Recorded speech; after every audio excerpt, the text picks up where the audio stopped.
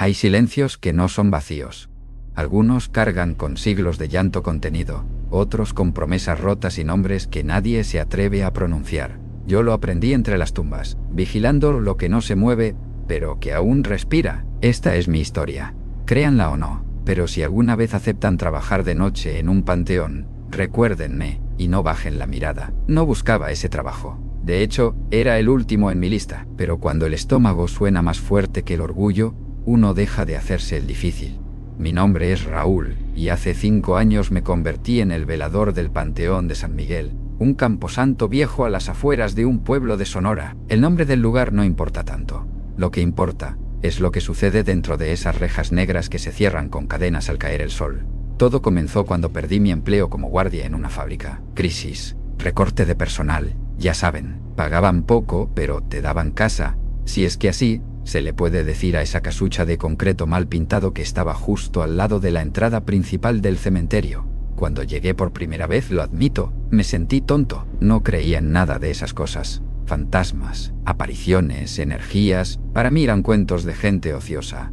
Pero desde la primera noche empecé a cuestionarlo todo. El Panteón de San Miguel tiene más de 150 años de antigüedad, rodeado por una barda de ladrillo cubierto de musgo, con esculturas de ángeles que ya no tienen rostro y lápidas agrietadas por el tiempo. No hay luz eléctrica dentro, solo la tenue linterna que te entregan al entrar, con la advertencia de que no alumbres directo a las cruces, por respeto.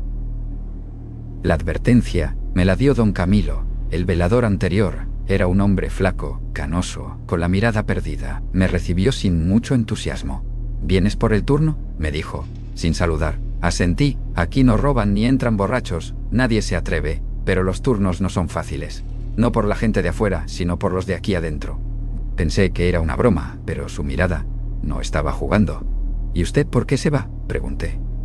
Se encogió de hombros. Duré 2 años. Eso ya es tentar a la suerte. Algunos duran días. Yo tuve suerte. Algunos duran días. Y luego bajó la voz. Hay noches en que los muertos no quieren estar solos. Me entregó un llavero oxidado con 6 llaves. Una era para la caseta, otra para la reja principal, las demás para no sé qué puertas. No pregunté, solo asentí y me quedé con la frase rondando en la cabeza. Los muertos no quieren estar solos. La primera noche fue tranquila, en apariencia. Me instalé en la caseta, conecté mi radio y traté de matar el tiempo. El aire era frío, y cada vez que el viento soplaba, las cruces de hierro rechinaban, como si se quejaran. Cada hora hacía mi rondín, nada fuera de lo común, hasta las 3:27 am, justo cuando me encontraba revisando la sección antigua, la que llaman el Barranco Viejo porque está justo en una especie de bajada natural dentro del cementerio. Escuché algo que me heló la sangre, una risa de niño. No era el viento, no era un gato, era una risa, corta, apagada, detrás de mí. Me giré de golpe con la linterna apuntando directo. Pero no había nadie. Solo las tumbas y la maleza alta. Retrocedí unos pasos, y cuando volví a girar, la risa sonó de nuevo. Esta vez más cerca. Volví corriendo a la caseta.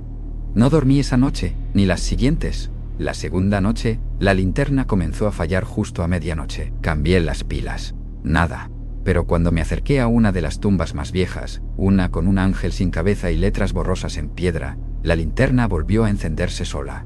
Y alumbró justo el nombre. Rafaelito, 1937-1944. No soy cobarde, pero esa noche recé. Hacía años que no lo hacía, pero mis labios se movieron solos. No pedía protección, solo compañía. El lugar se sentía lleno, como si cientos de ojos invisibles me siguieran. No era imaginación. A veces oía pasos, arrastrados, lentos. A veces susurros, pero lo peor llegó la 4ª noche. A las 2:00 am, exactamente, mientras revisaba la sección norte, noté que una de las tumbas estaba abierta. No removida, abierta. La lápida estaba de lado. La tierra removida como si algo o alguien hubiese salido de ahí. Me acerqué lentamente. En el borde había marcas, pequeñas, como de uñas, y dentro no había ataúd, solo un hueco, oscuro. No toqué nada, no grité. Solo retrocedí y regresé a la caseta. Me encerré. Llamé al encargado del ayuntamiento. Me dijeron que al día siguiente iría alguien a revisar. Nadie fue. Al día siguiente, cuando fui a ver de nuevo la tumba, Ya estaba cerrada, como si nada hubiese pasado. Esa noche no salí. Me quedé encerrado, pero eso no me salvó, porque fue esa misma madrugada cuando tocaron la puerta de la caseta. 3 golpes, secos, fuertes. Miré por la ventanita. Nadie. Volvieron a tocar. Y entonces algo peor. Una voz. Una voz ronca, apagada. ¿Me ayudas a volver? No abrí. Me tapé los oídos. Me acurruqué en una esquina. No sé cuánto tiempo pasó, pero los golpes cesaron. Cuando salió el sol, salí corriendo y fui al centro del pueblo a buscar a don Camilo. Lo encontré tomando café en una tiendita. Me vio y me invitó a sentarme. No me miró a los ojos cuando habló. «Ya lo viste, ¿verdad?». No respondí. Todos lo ven. Algunos el primer día. Otros aguantan semanas. Pero llega. Siempre llega. No es uno. Son varios. Caminan entre las tumbas. Te observan. Te llaman. Tragué saliva. ¿Qué quieren?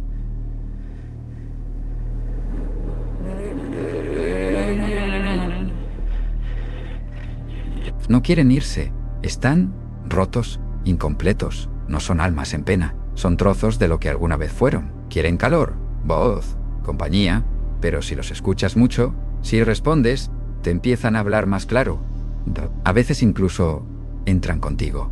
Me fui en silencio. A partir de esa noche, todo empeoró. Las tumbas comenzaban a cambiar de posición. Sí, como lo oyes, una que estaba al lado del pino grande amanecía más cerca del muro. Las estatuas de los ángeles apuntaban en otra dirección. Las cruces se ladeaban hacia donde yo caminaba. Y en la madrugada comenzó a aparecer una figura. Primero la vi a lo lejos, entre las sombras, un hombre alto, muy delgado, con un sombrero viejo y ropa desgastada. Nunca se movía mientras lo veía, pero cuando parpadeaba, estaba un poco más cerca. Una noche, amaneció parado frente a la reja de la caseta. No tenía rostro, solo una hendidura, una especie de sonrisa tallada en carne oscura. Desde entonces, supe que yo también estaba cambiando. Me hablaba solo. Escuchaba mi nombre en el viento, soñaba con tumbas vacías y gente pálida saliendo de ellas. Gritaban sin boca, y lo peor es que empecé a verlos fuera del panteón, en el pueblo, en el reflejo de las ventanas. En la esquina de mi cuarto, no estaban siempre, pero estaban. Y esa fue solo la primera semana. A partir de esa semana, supe que no estaba frente a un trabajo, estaba frente a una sentencia. Cada noche que pasaba me costaba más distinguir lo que era real de lo que era parte del insomnio. Perdí el apetito. Mis ojos tenían ojeras profundas. Me volví más huraño, pero aún así seguía ahí, por necesidad, por estupidez, o tal vez porque ya no podía salir. Muchos en el pueblo me decían que el panteón tenía historia. Historia. Que antes era un cementerio indígena, que ahí se enterraban a los brujos, que debajo había cuevas, que en los años 30 colgaron gente en los árboles que aún crecen dentro, y que a veces se oyen esos cuerpos crujir aunque no haya viento, pero nadie hablaba mucho. Todos evitaban mencionar el lugar, los niños no se acercaban ni de día, algunos ancianos hacían la señal de la cruz al pasar frente a la entrada, como si eso los protegiera. Yo, en cambio, vivía dentro, dormía con la muerte, o al menos eso pensaba, hasta que me di cuenta que lo que me acechaba no era la muerte en sí, era algo que vive más abajo, más oscuro, más viejo. Más viejo. Una noche, cerca de las 2:40 am, se fue la luna, literalmente. El cielo estaba despejado. Pero como si alguien apagara una lámpara, la luna simplemente desapareció del cielo. Lo noté porque de repente todo se oscureció, como si una manta negra hubiera caído sobre el mundo. Y entonces volvió a sonar la risa, la misma risa infantil que escuché la primera noche, pero ahora más fuerte, más clara, como si el niño estuviera justo detrás de mí. Giré con la linterna, y ahí lo vi por primera vez. Un niño, no tendría más de 8 años, pálido, sin cejas, vestido con una camisita blanca sucia. No se movía, solo me observaba. Sus ojos no reflejaban la luz, eran como pozos, negros, profundos, y sonreía. ¿Te da miedo?, preguntó con voz chillona, casi burlona. No supe qué responder. ¿Vas a ayudarme a encontrar mis dientes? Me quedé paralizado. Se me cayeron todos, continuó. Mi abuela los escondió, debajo de la tierra, pero no recuerdo en cuál tumba. Y entonces dio un paso hacia mí. Lo que vi me paralizó. Su boca estaba cosida. Tenía puntos de hilo negro sujetando sus labios como si alguien se los hubiese cerrado a la fuerza.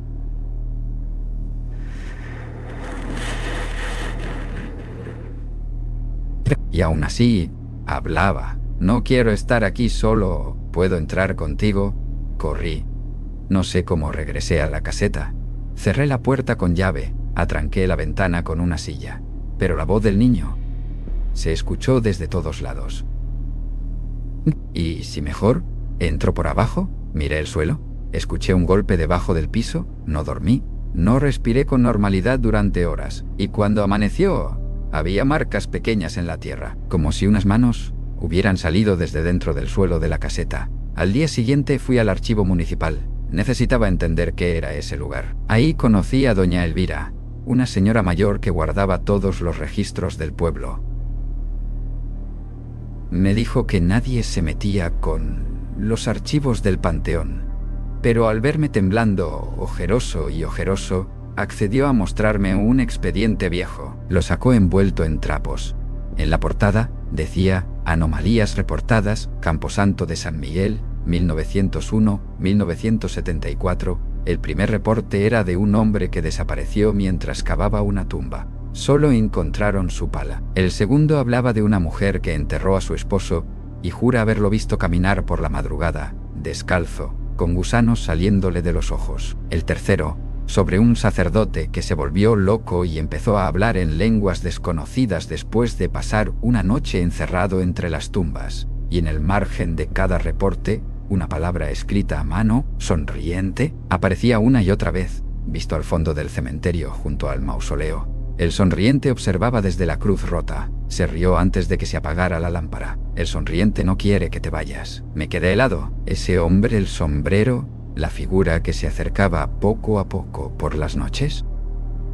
¿Era el sonriente? Le pregunté a Elvira si sabía algo más. Me miró muy seria. Dicen que no es un fantasma. Es una conciencia, un fragmento de todo el dolor enterrado ahí, que toma forma cuando alguien se queda demasiado tiempo, y cuando logras verlo completo, ya es tarde, porque entonces él te ve también a ti. Esa noche fue distinta. Desde que oscureció, el ambiente se volvió espeso. El aire olía a tierra húmeda y sangre seca, y el cielo tenía un color extraño, como si alguien lo hubiera manchado con ceniza. Fui a hacer mi ronda, con la linterna en mano y una navaja en la bolsa. No me serviría de nada, lo sabía, pero me sentía menos indefenso.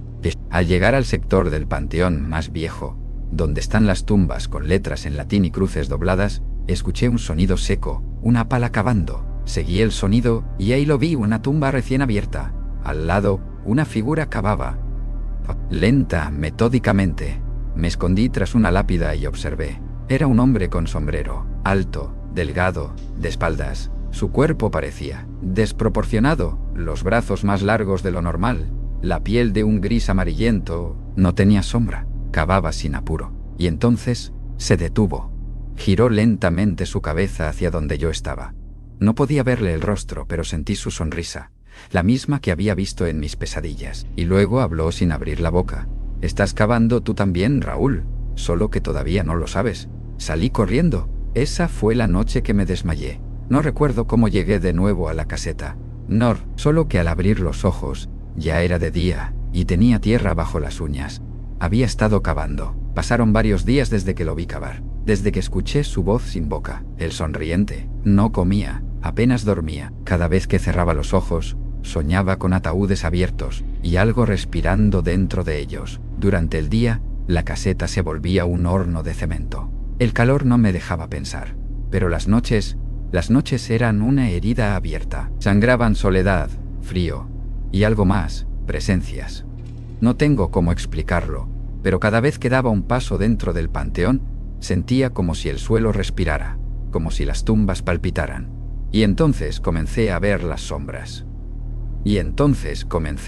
sombras. No eran las mías, no eran producto de la linterna, eran figuras, siluetas humanas, delgadas, altas, algunas encorvadas, otras de niños, que se deslizaban entre las lápidas aunque no hubiera luz. Al principio pensé que eran alucinaciones, pero cuando empecé a notar que dejaban huellas en la tierra suelta, supe que no era mi mente. Una noche, mientras patrullaba con la linterna, aunque ya había aprendido que eso no servía de nada, vi algo que me heló la sangre. Una fila de sombras, todas del mismo tamaño, avanzando en silencio hacia la zona sur del panteón, donde está el mausoleo de los Márquez, una familia rica que desapareció hace más de 50 años.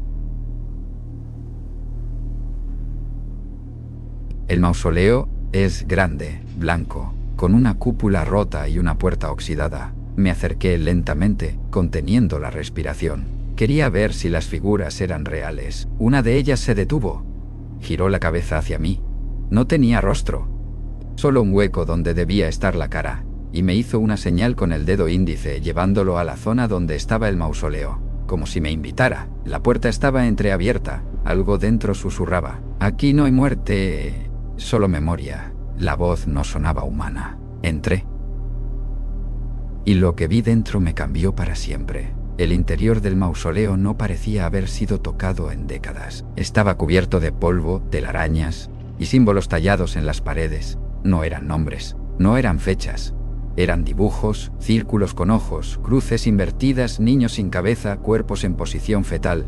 Cuerpos en posición fetal. Algunos grabados parecían hechos con uñas. En el centro, un ataúd enorme de mármol, pero lo más escalofriante era que alguien había pegado fotos viejas alrededor del sarcófago. Fotos en blanco y negro de gente mirando directamente a la cámara, con expresiones de terror absoluto, como si algo los hubiera obligado a posar en su último segundo de vida.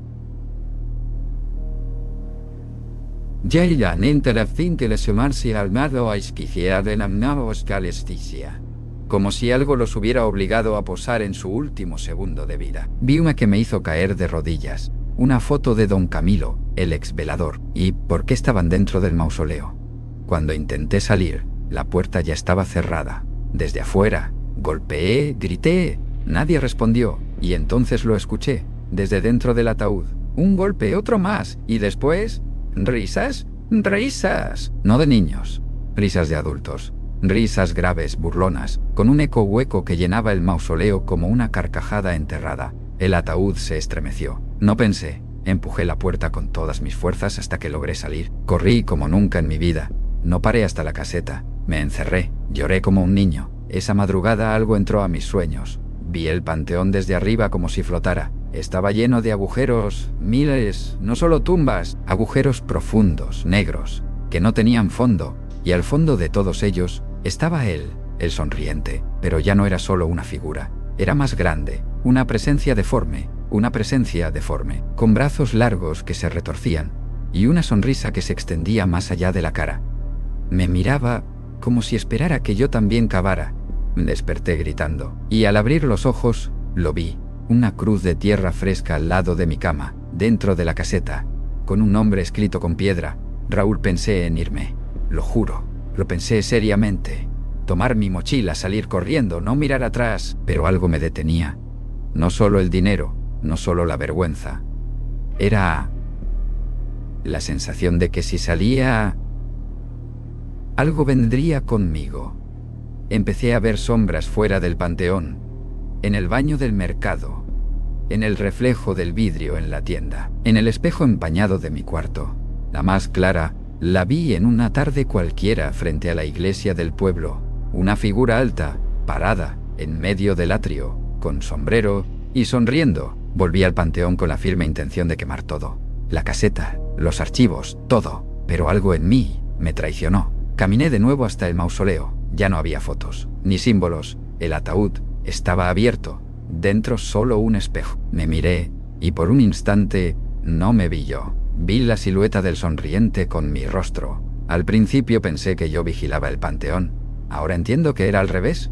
Él me miraba, me aprendía, me respiraba, y cada noche comenzaba a soñarme. Después de ver ese espejo dentro del ataúd, algo se quebró en mí. Esa noche no volví a encender la linterna. Me quedé sentado en la caseta, abrazado a mis piernas, mirando hacia la pared. Afuera, el aire se volvió más denso, como si todo el panteón inhalara profundo, esperando. Dormité. No sé por cuánto, pero cuando abrí los ojos, supe que ya no estaba en la caseta. Tampoco estaba despierto. Estaba dentro de una especie de sueño lúcido.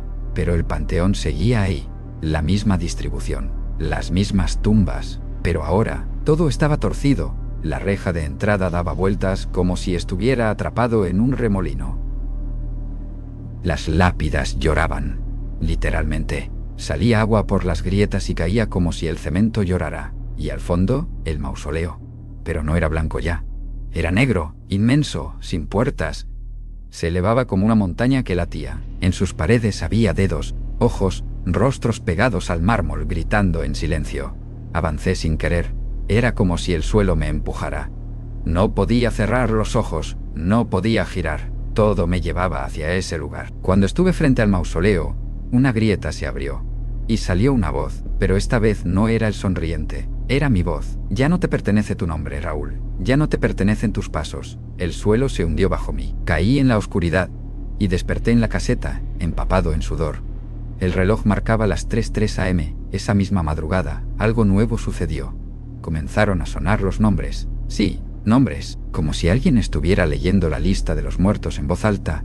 Una voz de hombre, lenta, ronca, como si hablara desde el fondo de un pozo. Decía nombres antiguos, algunos incompletos: Manuela Jiménez, Eliseo, Niño sin Cruz, Madre Anónima, Martín Márquez, el del Barranco, Raúl.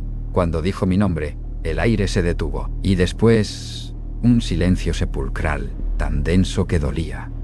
Salí de la caseta, temblando. Afuera, todas las cruces del panteón estaban torcidas hacia la misma dirección. Hacia el fondo, hacia donde estaba el antiguo horno crematorio, un lugar al que nunca me había atrevido a acercarme. Hasta ahora. El horno estaba olvidado, cubierto por maleza. Era una estructura de ladrillo bajo techo de lámina, usado en los años 50, cuando hubo una epidemia y no se daban abasto enterrando. Lo abrí. Dentro había ceniza negra y restos de huesos.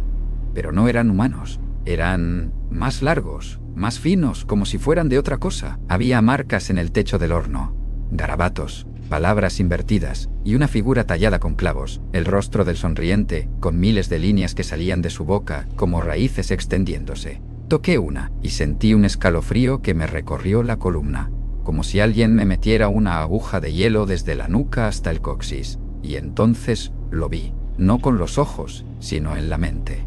Una imagen fugaz pero nítida, un cuarto subterráneo, oscuro, con paredes cubiertas de cabello humano, y en el centro una silla, y en la silla, yo, pero sin rostro. Corrí al pueblo, golpeé la puerta de doña Elvira a las 4:30 am. La desperté llorando. Le supliqué que me dijera qué era ese lugar, qué era el sonriente.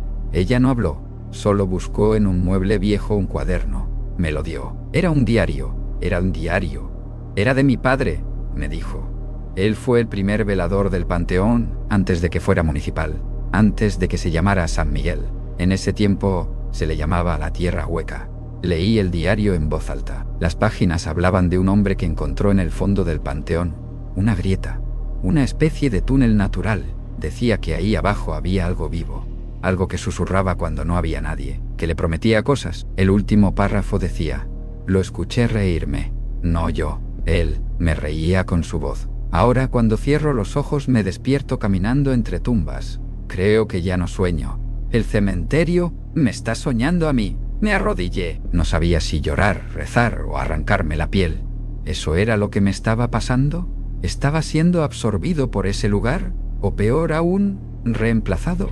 Esa noche fue diferente. El aire era insoportablemente denso. Ni los perros ladraban, ni los grillos cantaban. Solo el sonido del polvo moviéndose. Me senté en medio del panteón, sin linterna, sin miedo, con el corazón latiendo lento. Y entonces lo vi. El sonriente. Pero esta vez no estaba solo. Detrás de él, cientos de figuras, todas sin rostro, con sus nombres en las manos. Nombres escritos en papel, nombres tachados, nombres falsos, nombres repetidos. Él se agachó frente a mí. Y me habló con mi voz. «Ya te cansaste de ser tú». No respondí. «Aquí nadie se muere. Aquí solo te olvidan. Y cuando eso pasa, eres libre». Me ofreció algo, un espejo, pero con su sonrisa. Después de aquella última visión, algo cambió en mí. Ya no tenía miedo. O al menos no el tipo de miedo que se siente en el estómago. Era algo más profundo. Como si mis huesos supieran que el final estaba cerca. Que lo que fuera que se movía entre las tumbas ya no se escondía de mí. No podía dormir, no comía. Comenzaba a olvidar cosas básicas. El día, la hora, incluso mi propio rostro. Una noche desperté y al verme en el espejo no me reconocí. No era una alucinación. Era un rostro distinto, como si poco a poco me estuviera desdibujando. Y entonces sucedió algo que nunca creí posible. El panteón habló, literalmente. Fui a hacer mi ronda como todas las noches. Estaba nublado. El aire era caliente, pero inmóvil. Caminaba entre las lápidas cuando de pronto escuché una voz grave que venía desde el suelo. Raúl. Me detuve. La tierra susurró mi nombre. Baja, ya es hora. En ese momento, varias tumbas comenzaron a crujir. No a abrirse, a moverse, como si las lápidas se arrastraran, formando un círculo a mi alrededor. Como si estuvieran vivas, como si quisieran formar una figura, un símbolo. El suelo bajo mis pies se hundió. No sé cómo, pero descendí, no físicamente, al menos no de forma normal. Era como si mi cuerpo se deslizara entre capas de tierra sin necesidad de cavar, como si el panteón me estuviera absorbiendo. Y entonces desperté en el túnel. Era una galería subterránea, húmeda, silenciosa, con paredes de piedra antigua. No había luz, pero podía ver, como si mis ojos se hubieran adaptado a una oscuridad que no era de este mundo. Las paredes estaban cubiertas de nombres tallados, miles, decenas de miles, algunos recientes, otros tan viejos que ya no tenían forma. Y en el aire, un murmullo constante, no palabras, sufrimiento. Avancé, el túnel parecía infinito. Pero al fondo, una luz azulada palpitaba. Alrededor había velas encendidas. No sé cómo, pero no olían a cera, olían a carne. En las paredes, cuerpos empotrados, como si hubieran sido tragados por la piedra. Algunos aún movían los ojos. Uno de ellos era don Camilo. No entres más profundo, susurró. Ya no hay salida. Me acerqué al pozo. Dentro, agua negra. Pero al mirar fijamente, vi rostros, cientos de ellos, gritando sin voz. Uno de esos rostros era el mío. Y entonces supe lo que era ese lugar. El estómago del panteón. Todo lo que había muerto ahí, toda la angustia, los nombres olvidados, los rituales, todo había sido tragado y digerido por el sonriente. No era un fantasma. No era una entidad. Era el panteón mismo, una conciencia. Un dios menor alimentado por miedo, por locura, por el abandono. Y yo era su próxima comida. Intenté huir, pero ya no había túnel. La entrada había desaparecido. Todo era piedra, viva, respirando. Y entonces, desde el agua negra, surgió él, el sonriente. Pero ahora no era humanoide. No tenía forma. Era un remolino de brazos, dientes, fragmentos de cara, todo unido en una masa que se reía con mi voz. ¿Entiendes ahora, Raúl? No es un castigo, es un privilegio. Eres el nuevo nombre en el muro, el nuevo guardián, el nuevo huésped. Y entonces me tocó, solo con uno de sus dedos, pero sentí cómo toda mi historia era arrancada. Mi infancia, mis errores, mis secretos, todo lo que era yo drenado, masticado y reemplazado. Desperté en la caseta, temblando, lleno de tierra, con un nombre nuevo en la lengua, Rubén. No recordaba a mis padres, no recordaba qué día era, solo recordaba el túnel y la sonrisa. Desde entonces, las cosas se aceleraron. Las cruces comenzaron a cambiar de lugar solas. Las estatuas de ángeles giraban la cabeza. Los gatos del pueblo dejaban cadáveres de aves frente a la reja, como si intentaran advertirme. No solo por miedo, porque no me reconocían. Fui a la tienda donde siempre compraba pan. La señora me vio y frunció el ceño. «Es nuevo por aquí», me dijo. Nunca lo había visto. Yo la había saludado cada semana durante meses. Ese mismo día, fui a la alcaldía. Busqué mi nombre en el registro de empleados. No estaba, ni Raúl, ni Rubén, nada, como si nunca hubiera existido. Esa noche, encendí fuego. Quemé los archivos, las fotos, el colchón de la caseta, todo. Pero el fuego no se propagaba, se consumía solo, como si el panteón absorbiera las llamas. Y entonces, la voz del sonriente resonó de nuevo desde dentro de mí. «Ya estás hecho. No puedes huir de lo que ahora eres. Tú eres mi nombre nuevo». No sé cuánto tiempo ha pasado desde que escribí la última vez. Los días dejaron de tener sentido. Duermo a ratos, pero no descanso. Me miro al espejo y ya no parpadeo al mismo ritmo. A veces, cuando respiro, siento que el aire no es mío. No soy Raúl, pero tampoco soy Rubén. Ya no tengo nombre, solo un oficio. El nuevo velador. Nadie me lo dijo. Nadie me entregó un contrato, pero el panteón me reconoce y lo hace saber. Las cruces ya no se tuercen cuando paso. Se alinean, me siguen. Las sombras ya no se esconden, me saludan. Y cada noche, al filo de las 3:33 am vuelven a cavar. No con palas, con las manos, no buscan escapar. No buscan escapar. Buscan abrirme paso. Una madrugada escuché algo diferente. Golpes, pero no desde abajo, desde fuera del panteón. Me acerqué a la reja principal. Había alguien ahí, un muchacho joven, con una mochila, linterna en mano, mirando a través de los barrotes. «Buenas noches», me dijo. «¿Es usted el velador?» No respondí. Me quedé mirándolo. Me mandaron del ayuntamiento. Me dijeron que el anterior ya no estaba y que este lugar llevaba días sin vigilancia. Vengo a tomar el turno. Mi estómago se hundió. Era un reemplazo, un nuevo nombre. Alguien inocente, como lo fui yo. Y por primera vez en semanas lloré, porque entendí. Así comienza todo, con hambre, con deudas, con necesidad, con una oportunidad barata. Y entonces el panteón te elige. «Aquí no hay trabajo para ti», le dije, con una voz que ya no sonaba como mía. Disculpe, me acerqué a la reja. «Hazme caso, muchacho. Vuelve al pueblo. No preguntes más. No mires atrás. Vete». Me miró confundido. «¿Pero y el turno? ¿Y usted quién es?». No respondí. Solo le entregué la linterna por entre los barrotes y me di la vuelta.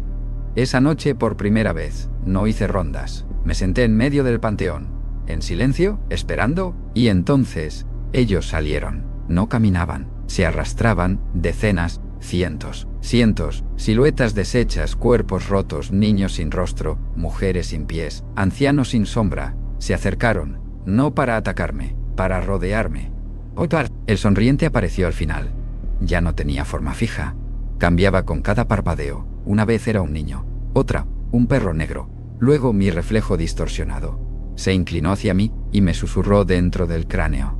«El trabajo no es vigilar, es heredar». Y entonces entendí todo. El panteón no es un cementerio, es una herida, un lugar donde la muerte se estanca, donde las almas rotas se mezclan, se fermentan y crean algo peor, algo que necesita cuerpos para recordar, para no desaparecer.